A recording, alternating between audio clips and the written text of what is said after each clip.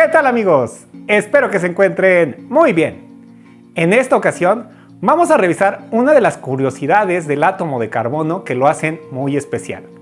Hablaremos de los alótropos y para eso te explicaré qué son y por qué son tan importantes. Así que pon mucha atención y ¡vamos para allá!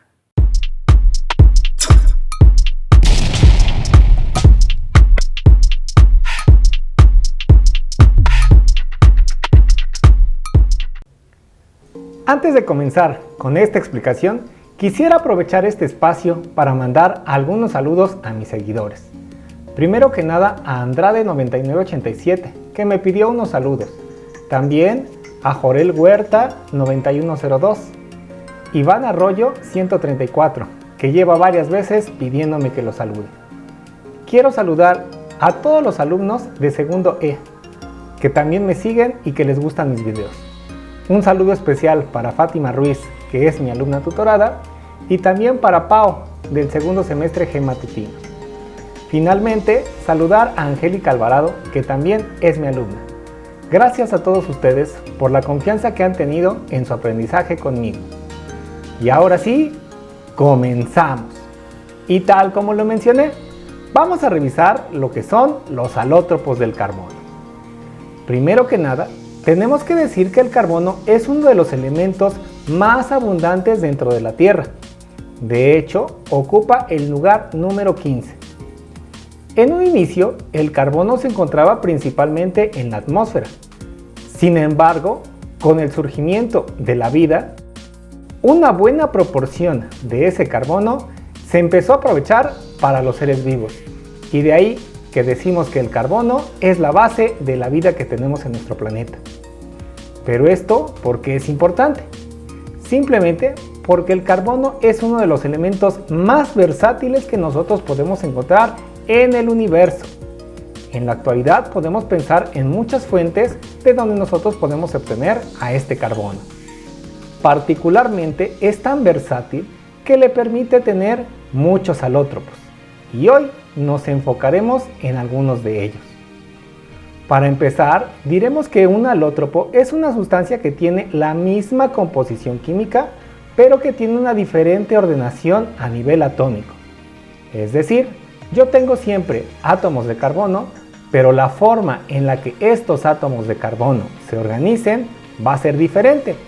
Y al ser diferente, va a cambiar las propiedades que nosotros observamos del carbono. De manera que nosotros podemos encontrar al carbono en diferentes formas y que por lo tanto tienen propiedades muy diferentes, como las que vamos a ver a continuación. Vamos a centrarnos en los alótropos más conocidos del carbono, que es el grafito, el diamante, el grafeno, los fullerenos y los nanotubos, y probablemente hayas escuchado de algunos de ellos. Comenzaremos en un inicio con el grafito, que es con el que seguramente estás más familiarizado. En el caso del grafito, nosotros vamos a encontrar que a nivel microscópico los átomos de carbono están unidos mediante enlaces sencillos y dobles, debido a que presentan una hibridación sp2. Por cierto, si quieres recordar lo que significa hibridación sp2, te recomiendo que visites el video que tengo arriba a la derecha. En el caso del grafito, va a generar láminas hexagonales de carbono. Estas láminas están pegadas unas con otras, pero tienen poca interacción entre ellas, de manera que es fácil separar una de esas láminas. De ahí que nosotros utilicemos el grafito en la punta de los lápices. Cuando se deslizan estas láminas, van dejando una marca sobre el papel que nosotros podemos observar. Nuestro siguiente alótropo es el diamante, que probablemente sea el alótropo más conocido, no solamente por su uso, sino principalmente por su valor. ¿Y quién no quisiera tener un diamante para poder presumirlo? En este caso, te vas a dar cuenta que el diamante es muy diferente al grafito. Y esto es porque a nivel microscópico tiene una estructura muy diferente. Su estructura se dice que es una estructura tetraédrica. Presenta una red cristalina tetraédrica, pero más fácilmente la vas a encontrar como una red tipo diamante.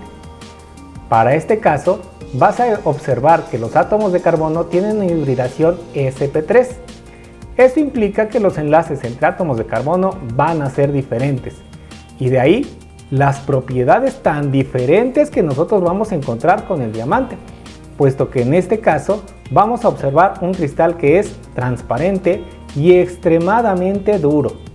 También es conocido por el brillo que presenta, la dispersión de la luz, y de ahí que principalmente lo utilicemos en la joyería, por las propiedades ópticas que se observan. Y por último, tiene una gran aplicación en la ingeniería, puesto que se utiliza como una herramienta de corte a ser el material natural más duro conocido por el hombre. Nuestro siguiente alótropo es el grafeno.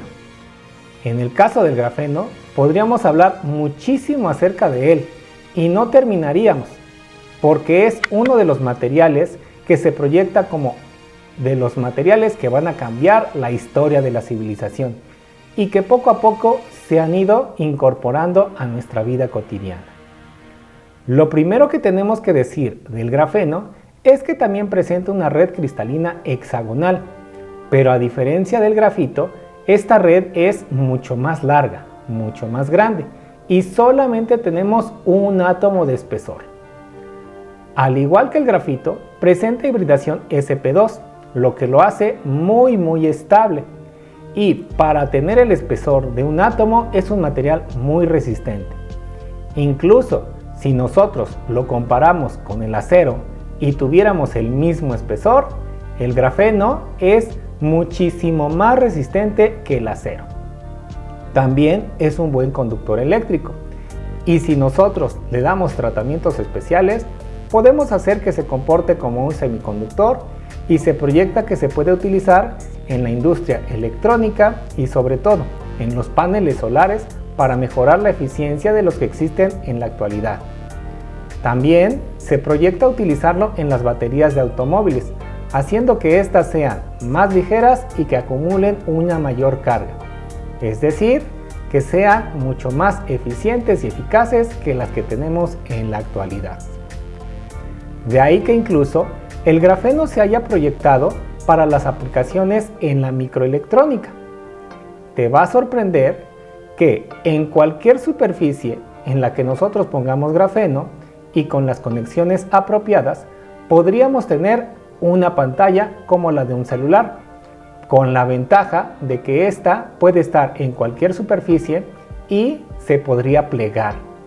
Es decir, que en cualquier superficie podrías tener un monitor inteligente, en la que podrías ver la app que tú quisieras. A continuación vamos a hablar de otro alótropo del carbono. Este es menos conocido, el fulereno. En el caso del fulereno, se parece a una pelota de fútbol, en donde se intercambian hexágonos y pentágonos. Estos fulerenos, al formar estas pelotitas, hacen que la densidad del material sea muy baja, pero su resistencia es muy alta. A esta estructura también se le conoce como la Buckminster Fuller o también la Buckyball.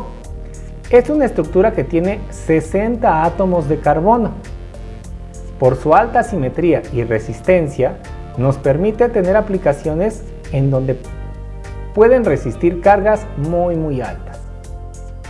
Además, cuando nosotros les agregamos a estas pelotitas metales alcalinos, se pueden convertir en semiconductores, por lo que también pueden tener aplicaciones en la industria de la microelectrónica. Nuestro último, pero no menos importante alótropo, es el caso de los nanotubos. Para el caso de los nanotubos, nos vamos a encontrar con una estructura muy similar al grafeno, pero que se va a plegar sobre sí misma formando un tubo de átomos de carbono.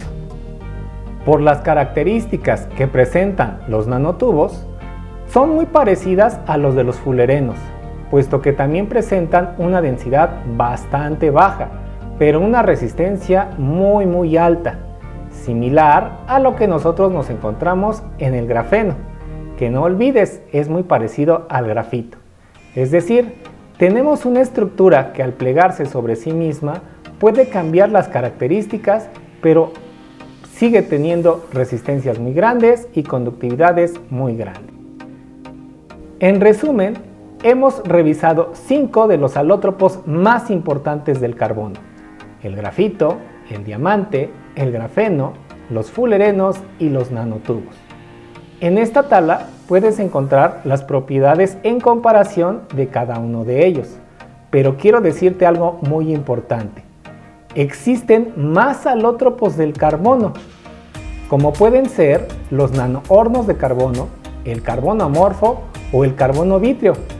Cada uno de ellos tiene características y aplicaciones diferentes, pero son muchísimo menos conocidos. Esto te hace ver que el carbono es un elemento capaz de formar una gran variedad de estructuras, y de ahí que dentro de la química orgánica sea la base fundamental de todos los compuestos. Espero que con esto te hayan quedado claros los alótropos del carbono y las propiedades que estos tienen, puesto que muchos de ellos están presentes en tu vida cotidiana, ya sea cuando estás utilizando un lápiz para resolver un ejercicio de química o cuando le vas a pedir matrimonio a alguien utilizando un diamante. Confío como siempre que esta explicación te haya quedado muy clara y como siempre me despido deseándote que tengas un excelente día y sobre todo que no olvides ser feliz. Nos vemos en la próxima. Espero que esta explicación te haya quedado lo más clara posible y haya resuelto todas tus dudas. Si te gustó el video, dale like. Coméntame para que genere yo más videos que también sean de mucha ayuda para todas esas personas que requieren ayudas en la química. Me despido deseándote que seas feliz. Un saludo especial para todos los chivermanos y adiós.